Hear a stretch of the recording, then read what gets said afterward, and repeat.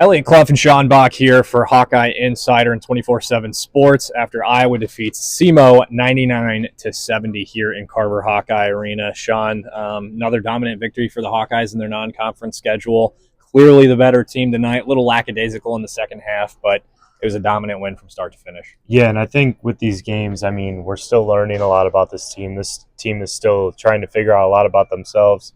The staff is still trying to figure out a lot about themselves and what they have. But you look at some of these games around college basketball, Minnesota almost losing to Chicago State tonight. You have Green Bay a few nights ago, too. Yep, you have Indiana almost losing to Incarnate Word this past weekend. I know Illinois ended up beating Colgate by 20, but they were really struggling with Colgate for a bit. Arkansas almost losing tonight. I forget who they played exactly, but you look at some of these games and you're kind of like, oh, man, like these teams are getting some scares into them.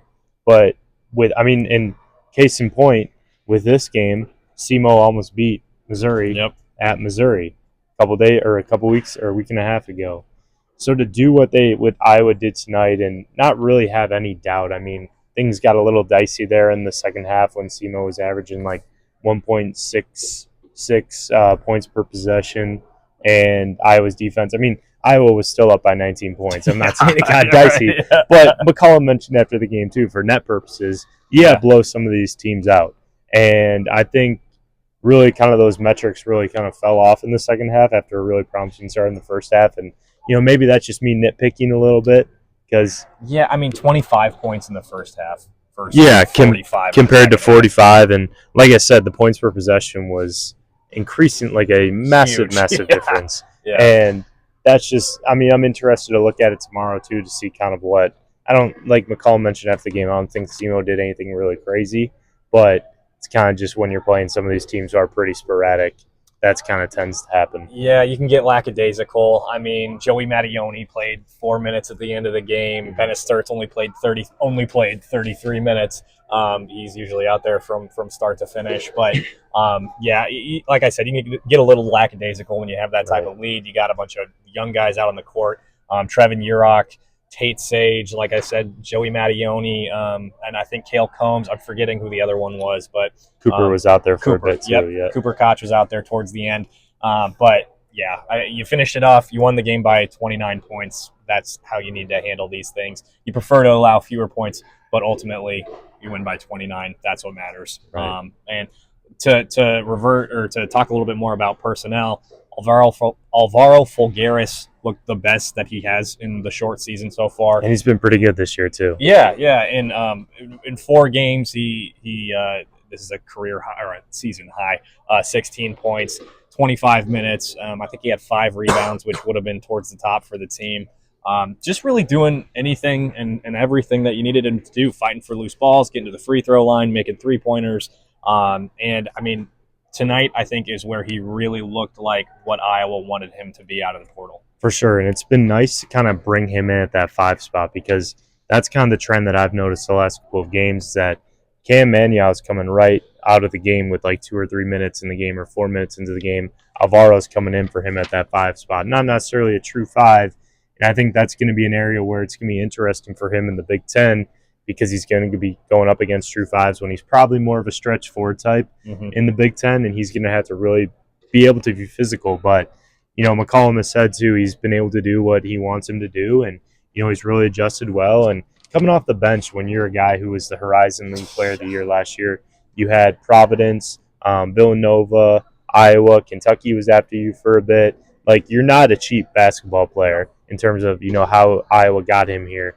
But to have that mindset and be able to come off the bench and, kind of have that mindset, that team-first mindset, has been a really positive thing. And, the number one example of that, maybe number 1A, 1B, Brendan Howson, too. Yep. He had probably his best night as a Hawkeye. And there's been some adjustments for him on the defensive end. And, he's kind of limited in terms of some of the matchups that you can put him in. But Ben McCollum mentioned that they've, figured out ways to kind of use him defensively where you kind of take him out of things, because there's been times, especially against Xavier, where Xavier really tried to attack Howson on the defensive end. You could see that he was a little bit of a liability. But, man, his offensive impact that he can bring if he's shooting the ball well. Yeah. I know it's been early in the year, and I was, once again, being a little nitpicky. But I think he was 2 of 9 coming into this game from 3 on the year. And to see him knock down 4 3-pointers tonight. 3. 3? Yeah. He had 12 points, though, right? He had 9 points. He had 9 points? Are you sure about that? Pretty sure. Yes, he did. Okay. I'm not going to go out and cut that.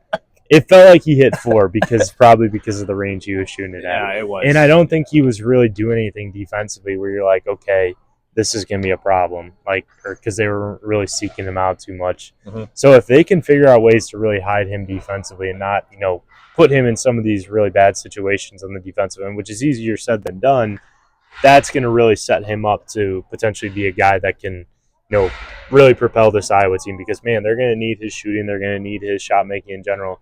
They're going to need his experience. Yep. And to see that he's really bought in, I mean, this guy could have gone to SEC programs. Mm-hmm. This guy could have gone to ACC programs, but he wanted to go to a place where he could play in the NCAA tournament, have a chance to play in the NCAA tournament because he really got a short end of the stick at his previous stops. Villanova had one of the worst runs in their program's history. Kansas State was a hot mess last year, too. Mm-hmm. Had some really sexy toys with, Doug McDaniel and Coleman Hawkins, but some really sexy portal halls with Coleman Hawkins and Doug McDaniel. And then Brendan Howson, the ultimate weird, hot, you would think it makes sense on paper, but from a personality and just play style standpoint, it was a little weird. But he wanted to go somewhere where he could, be a contributor, be in a culture, and go to the NCAA tournament, and to see how he's really bought into this too. And those were 2 of the guys that, to us and probably everyone else, were really took a step forward today. Hawson, if there's anything you can say about him on the defensive end, is that effort is not in question. Yes. Right? But effort can only take you so far. Sometimes. He might lack a little bit in terms of the athleticism, the speed, stuff like that you need to be a good defender at this level. But he makes up for it in that 3-point shooting. He's almost unlimited range in here. Some of those threes he made tonight were super deep. Yeah. To me, Trevin Urach was really good tonight. And of course, when things went lackadaisical, that's where you're starting to see the freshmen start to, we're up by 30, relax a little bit. But the passing ability just continues to flash. He had a 3 tonight, the first of his college career so far. Tate Sage still bringing energy. Little erratic tonight, but for the most part, you can give him that cushion because he's a freshman. He's still figuring things out. But all in all, a complete performance from the Hawkeyes. Winning by 29. You want more energy in the second half, like McCollum said. But all in all, Hawkeyes win. Do it big to increase their rating in the net as well. Was here in their 33rd in KenPom right now. Oh wow, which is impressive. So.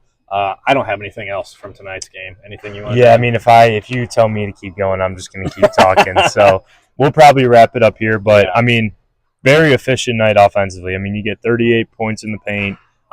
You get 50 points off the bench. That's true. You get, you shoot 10 of 23 from 3, and it's not. And some of the shots too that they missed, those were good shots. Howson had, I think, two misses that probably could have gone in. Isaiah Howard airball 2 3-pointers, and you're kind of like, all right, let's you're a better shooter than that. Let's see you get some, to go down.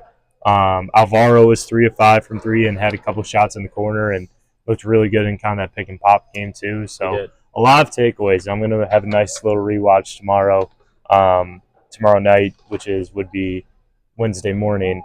Kind of rewatching and taking away everything because I feel like that's when we get a lot of the real good juice from this game, or when we watch Iowa basketball in general. Yes. It's a little late. My brain's not working. We've been all over the place today, but we'll be all over HawkeyeInsider tomorrow. Sean's got the rewatch. Of course, we've got our Wednesday pod coming up. And, of course, Sean will also be covering Chicago State on Thursday, so stay tuned for that. All of that and more, football content, women's basketball, recruiting, as always, at HawkeyeInsider. I'm Eliot Clough. He's Sean Bock.